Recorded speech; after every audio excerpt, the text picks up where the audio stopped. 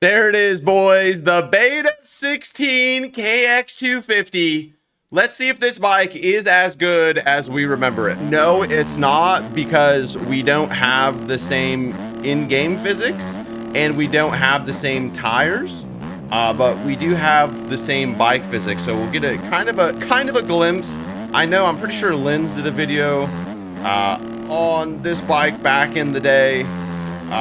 Okay, so right out of the gate, brother, it's a little bit slower. Okay, a little bit slower. But I just wanted to see for myself. I have never really ridden this bike since Beta 16.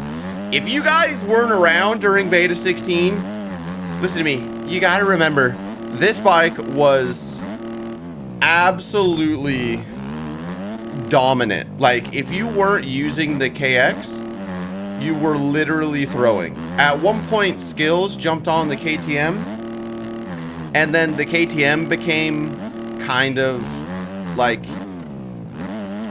good, not quite as good, but it was like at least usable.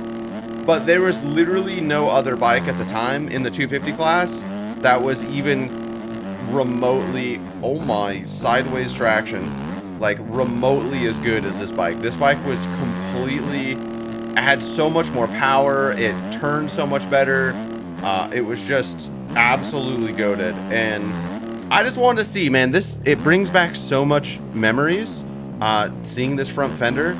This is kind of the bike that I started playing MX, well, not kind of, this is the bike I started playing MX bikes on. And this is like, man, this is what all the fast guys were using at the time, you know. Everybody was like, do you guys remember Mid Creations? Like, I know a lot of the old school guys will remember that, but Mid Creations was King Rider, Keegan, Panda, Marco, and Chicken. Man, that team was so dominant and they were so good at the time. And I mean, they still are. Keegan and Panda are still, and Marco's really good too, but they don't really play anymore, or like not nearly as much. So, you know, they're not getting the same results they used to. But man, this, like, probably the most iconic bike, in my opinion, probably the most iconic bike in MX Bikes history, because this bike was in the era where the game was really popping off, right? This was, Linz was starting to make content, aerial started to become a thing, like pro races were starting to become a thing, and people were starting to watch. There was a lot more content creators. This is when I started making content. I don't know if it's when Troy started making content too. I think so. Troy, I can't remember, but oh my gosh, it's a little bit more slippery. It was just a huge time for the game when it was kind of popping off. If you guys remember King Rider, man, this is gonna make me sad. I miss that dude so much. King Rider was the person that helped me kind of learn everything I know about MX bikes, everything I know about physics, controller setup. At the time, King Rider was like the 250 champ. It was him and Skills. And if you guys remember, he was putting out, oh man, he was putting out YouTube videos that like were completely defying the limits of what we thought was possible for MX bikes content at the time. Like, Ryder won a championship and then put out this video and it got like hundreds of thousands of views, and the rest of us were getting, you know, Linz was getting a few thousand, but like I was only getting like hundreds, if not 1,000 views. Like, that was a big video for me. Troy wasn't really around at the time, and everybody else was still kind of in that, like, I would say under 1,500 view mark. Linz was doing pretty good, but like nobody was getting hundreds of thousands of views off of like an entertainment video. I think that Linz had a tutorial that was doing really well, but like nobody was on his level. And it really, like, there was so much hype around the game during this time. You know, Aerial first came out and they did the PDMX series, and then the next year was just, oh man, it was just so good. So many good memories. That's when I was casting. If you guys don't remember, I used to cast the pro races. I really wanted to race the pro races, but I decided not to because they needed a caster, and I was really focused on building my brand at the time. I really needed people to know who I was, like as far as from a content creator's perspective. I really needed to get my logo, my name, and just kind of myself into the community. And at the time, everything in MX Bikes, thank you for that sub, by the way, that person that just subbed. This is a video, but thank you.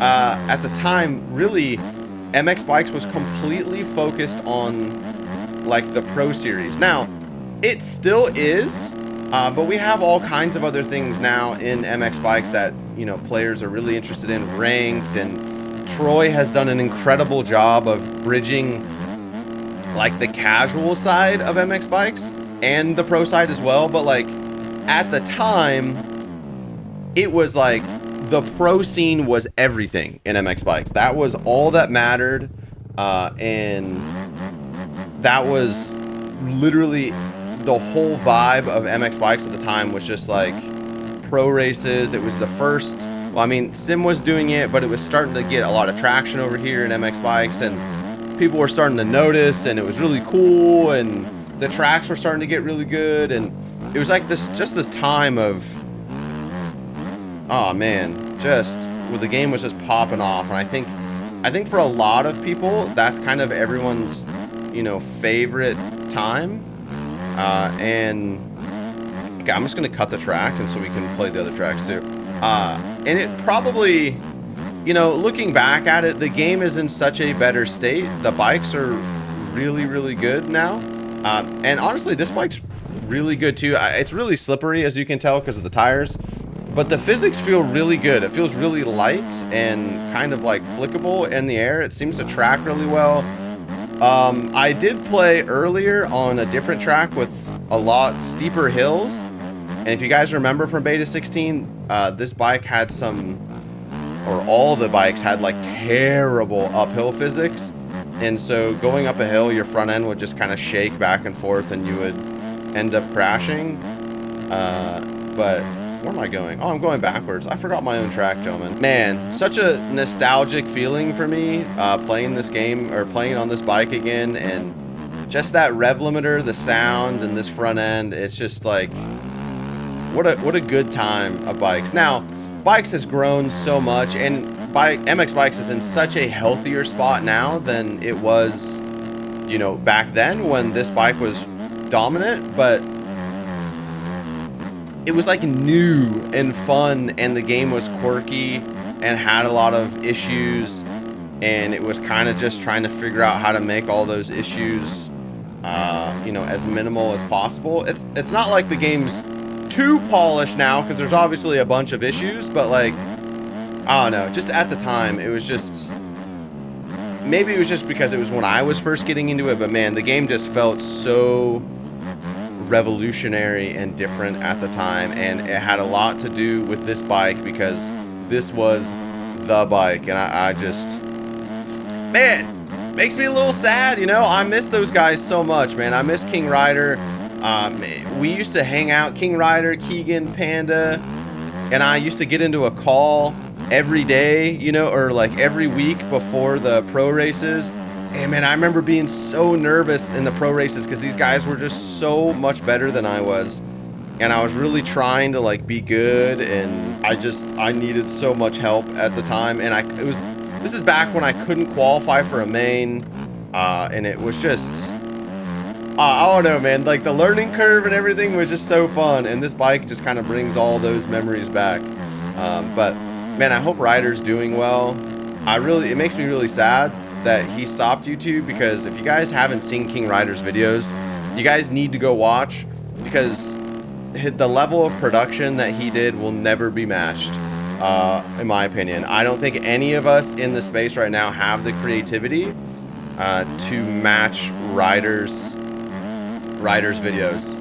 And I really think that Ryder could have been like the first content creator in bikes to, you know, hit 1 million subs. And I know that sounds crazy, but if you guys go watch his videos, you guys will see that like he could have did it, you know. And I'm not sure what happened, to be honest. He just kind of stopped uploading one day, and that's really sad for for everybody. But anyway, I hope that you guys enjoyed the video. I just wanted to spin some laps here. This track, by the way, is the RD Alive compound and is available over on the shop. So I love you guys. Thank you so much. Sorry for clapping. And I hope you guys have a blessed day. I'll see you in the next one. Peace.